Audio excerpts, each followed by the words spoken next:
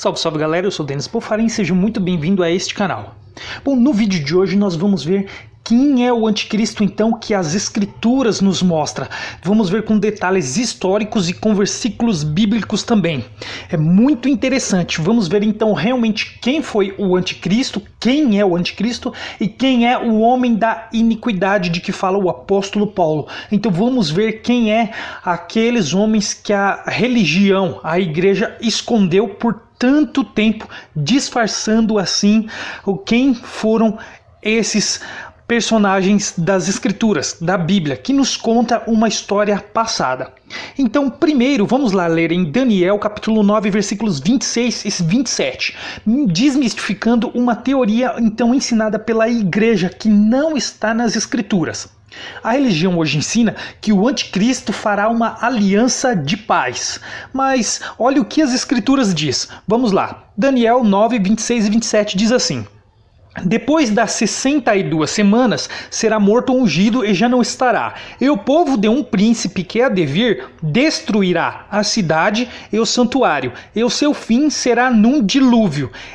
Então, isso aqui é uma referência ao ano 70, quando o general Tito invadiu Jerusalém, queimou toda Jerusalém, quase dizimou os judeus e derrubou o templo. Mas vamos ver, olha só, vir destruir o santuário, e o seu fim será num dilúvio, e até ao fim haverá guerra. Não diz que existe uma aliança de paz, e até o fim haverá guerra. Desolações são determinadas.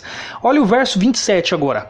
Ele fará firme aliança com muitos. Não é uma aliança de paz, mas ele firmará uma aliança com muitos por uma semana. Na metade da semana fará cessar o sacrifício e a oferta de manjares. Sobre a asa das abominações virá o assolador, até que a destruição que está determinada se derrame sobre ele.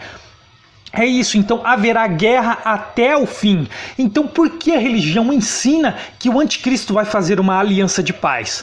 Na verdade se mistura muitas e vários versículos isolados, criando vários tipos de história, para esconder a sua verdadeira fama de anticristo, que é a própria religião. A religião é o anticristo. Olha só que interessante, em Ezequiel capítulo 37, versículos 26 e 27 diz assim: farei com eles aliança de paz. Isso mesmo, é Deus que vai fazer a aliança de paz. Olha só, farei com eles aliança de paz. Será aliança perpétua. Estabelecê-los-ei e os multiplicarei. E porei o meu santuário no meio deles, para sempre. O meu tabernáculo estará com eles, eu serei o seu Deus e eles serão o meu povo. É isso mesmo, quem vai fazer a aliança de paz é Deus, através do sacrifício de Jesus, que é a nova aliança de paz, que a religião faz com que o povo rejeite. Uma paz que está dentro de nós, uma paz interior, e não uma paz que é exterior, onde ele vai obrigar a todos ter essa paz que eles não conseguem enxergar no mundo, mas é uma paz interior, porque a religião só traz temor, medo, pânico, caos. A religião traz todas essas coisas para as pessoas, com essas histórias de anticristo, de marca da besta, de volta de Jesus. As pessoas estão com pânico, estão com medo, estão atribuladas. Mas a nova aliança não, a aliança da graça, Jesus ele traz paz. Aqueles que estão em graça tem paz interior, não tem medo de anticristo, não tem medo de marca de besta, não tem medo da volta, não tem medo nada de arrebatamento, nada dessas coisas. Todos aqueles que estão em Cristo, que estão em graça, têm essa paz interior, não tem medo, não tem pânico, não tem pavor, estão em paz. Olha só que interessante o que o apóstolo João ele vai falar sobre o anticristo. 1 João capítulo 2, versículos 18 ao 22. Ele fala assim: filhinhos, já é a última hora. Isso ele falando naquele tempo, aquele tempo já era a última hora. E como ouvistes que eu venho o anticristo, também agora muitos anticristos têm surgido. Então olha só, haviam muitos anticristos.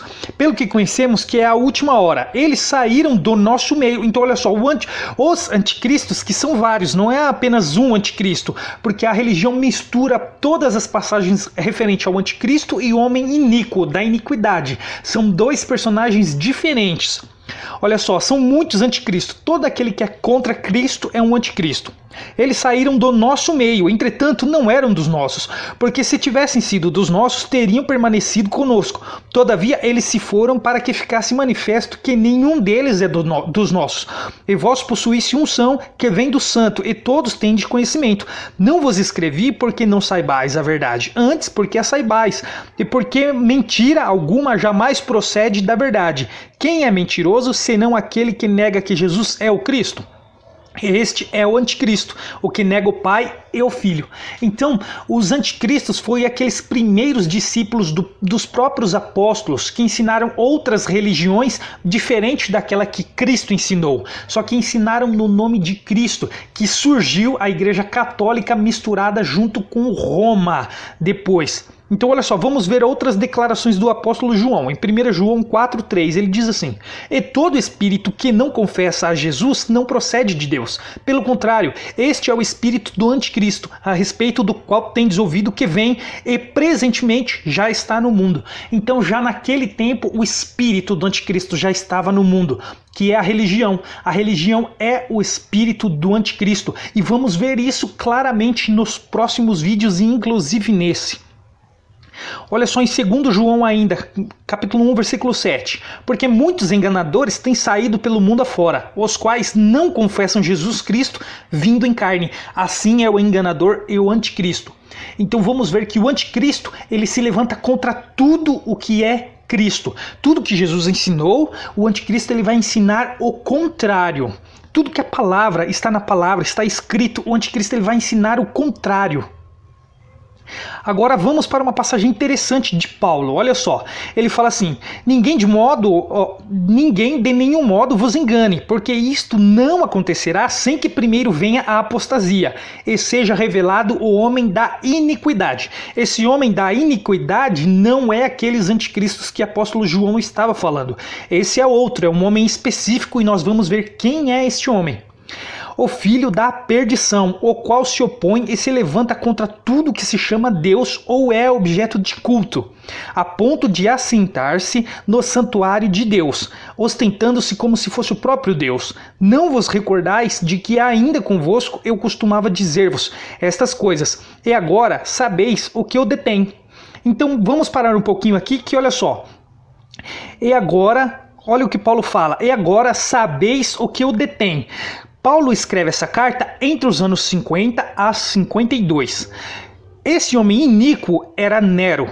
Nesse momento ele ainda não era imperador. O imperador era Cláudio.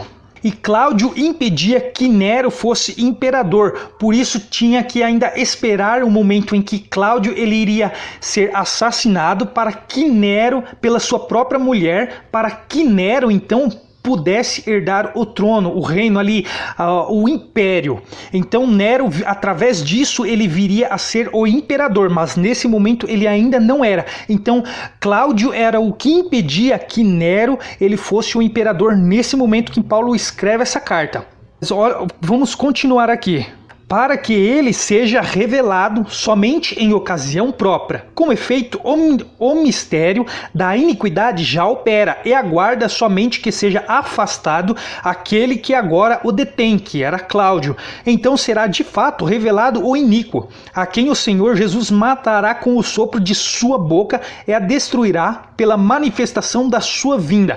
Nós vamos ver isso aqui agora, olha só. Ora, o aparecimento do iníquo é segundo a eficácia de Satanás, com todo o poder e sinais de prodígios da mentira. Então, em Roma teve um incêndio no ano de 64, Nero então culpa os cristãos, com todo efeito da mentira ele passa a perseguir os cristãos. Vamos ver que aí ele se encaixa nisso que Paulo está falando sobre o homem da iniquidade. Mas antes, olha só, diz que ele se assentaria no trono de Deus. Muitos acham que era o general Tito que invadiu o templo e sentar no trono de Deus, mas o templo ele não tinha um trono para assentar. Quando fala se assentar no trono de Deus, é tomar o lugar de Deus como adoração. E Nero, ele exigia adoração como se ele fosse um Deus. Ele fazia isso. E olha só que interessante, aqui em Mateus Mateus 23:2 diz assim: na cadeira de Moisés se assentaram os escribas e os fariseus. Então isso era uma figura de linguagem. Não era que realmente ele ia se assentar num trono que estava dentro do templo. Não é isso. Então, voltando aqui àquele assunto em que nós vamos ver agora como então Nero foi morto pela manifestação da vinda do Senhor. A vinda do Senhor, então, ela ocorre no ano 70, quando o general Tito invade Jerusalém. Mas como isso aconteceu? Então, olha só que interessante neste momento. Em Roma, o imperador Nero ele nomeou o tenente-general Vespasiano, o futuro imperador, que era o pai de Tito, para liderar uma força-tarefa para pôr fim à revolta judaica. Foram reunidos cerca de 60 mil soldados, 3 legiões de 23 cortes, 6 divisões de cavalos, além de tropas auxiliares e de reis amigos. Vespasiano deixou Antioquia em junho de 67 para se juntar aos seus soldados. Olha que interessante, então isso ocorreu em 67. Nero ele vai se suicidar no ano 68. Olha que interessante. Enquanto Vespasiano conquistava mais partes do país, uma guerra entre facções judias rebeldes eclodiu em Jerusalém. Com a notícia da morte de Nero, olha que interessante, porque Nero se suicidou. Ocorria em junho de 68. Vespasiano suspendeu temporariamente as operações militares por um ano. Então, Vespasiano ele suspendeu as operações militares por um ano por causa desse fato, por Nero ter se suicidado. Então, isso é muito interessante porque neste momento Jerusalém foi cercada. Então, nessa morte de Nero, o povo aproveitou para fugir. Que olha que interessante o que vai falar Lucas. Em Lucas 21, 20 ao 24 diz assim: quando, porém, virdes Jerusalém sitiada de exércitos, sabei que está próxima a sua devastação. Então, os que estiverem na Judéia fujam para os montes, os que se encontrarem dentro da cidade, retirem-se, e os que estiverem nos campos, não entrem nela, porque estes dias são de vingança para se cumprir tudo o que está escrito. Ai das que estiverem grávidas e das que amamentarem naqueles dias, porque haverá grande aflição na terra e ira contra este povo, aquele povo, os judeus. Cairão ao fio de espada e serão levados cativos para todas as nações, e até que o tempo dos gentios se completem, Jerusalém será pisada por eles. Então, olha que interessante. Quando Vespasiano, o exército já havia cercado Jerusalém por causa da morte de Nero, então Vespasiano suspende por um ano.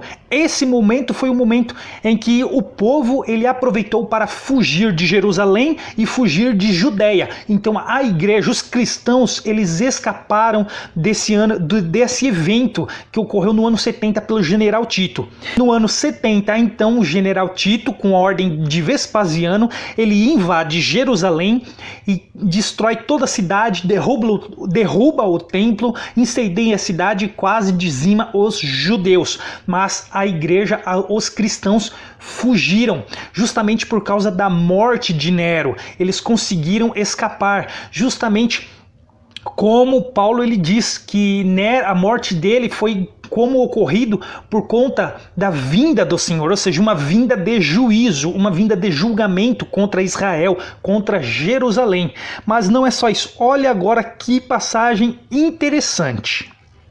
Vamos lá para Apocalipse capítulo 17, versículos do 9 a 11. Diz assim: aqui está o sentido que tem sabedoria. As 7 cabeças são 7 montes, nos quais a mulher está assentada. São também 7 reis. Olha que interessante esses 7 reis, dos quais caíram 5. Esses 7 reis são os 7 primeiros reis ou imperadores de Roma. Ué, como assim os 7 primeiros imperadores de Roma? Olha só, vamos ver já.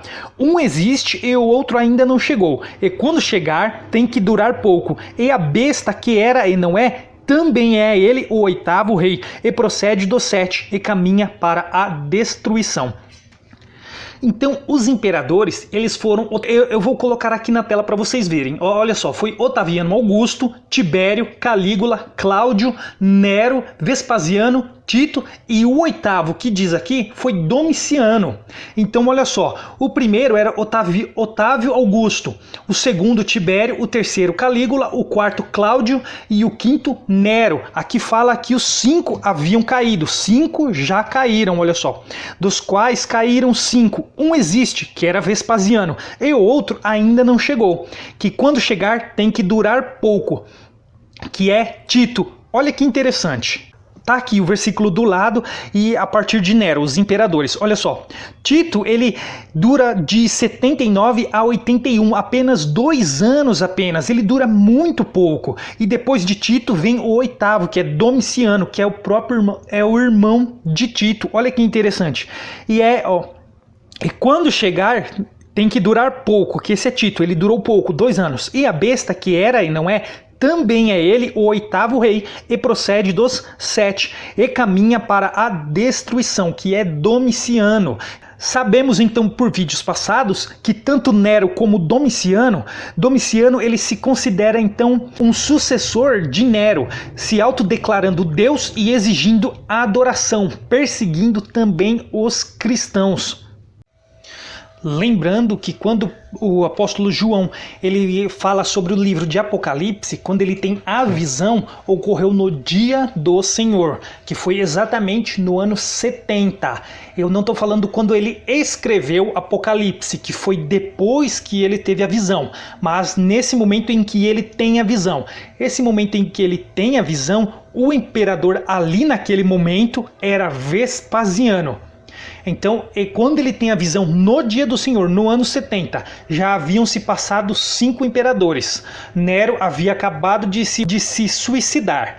Então, o imperador era Vespasiano.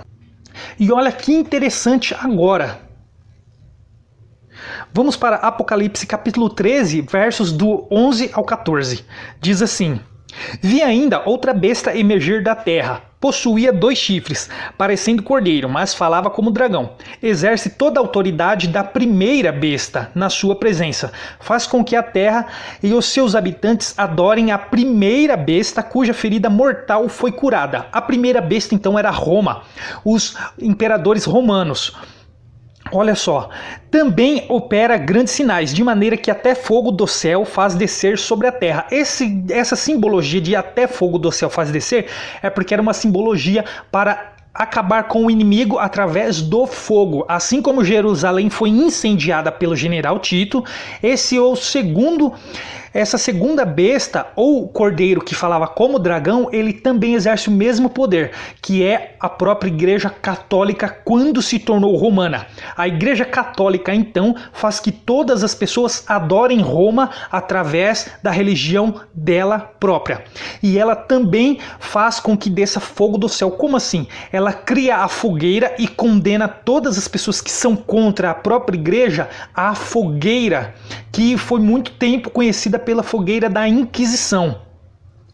Olha só, também opera grandes sinais de maneiras que faz até fogo descer do céu, descer à terra, diante dos homens. Seduz os que habitam sobre a terra por causa dos sinais que ele foi dado a executar diante da besta, dizendo aos que habitam sobre a terra que façam uma imagem à besta, aquela que ferida à espada sobreviveu.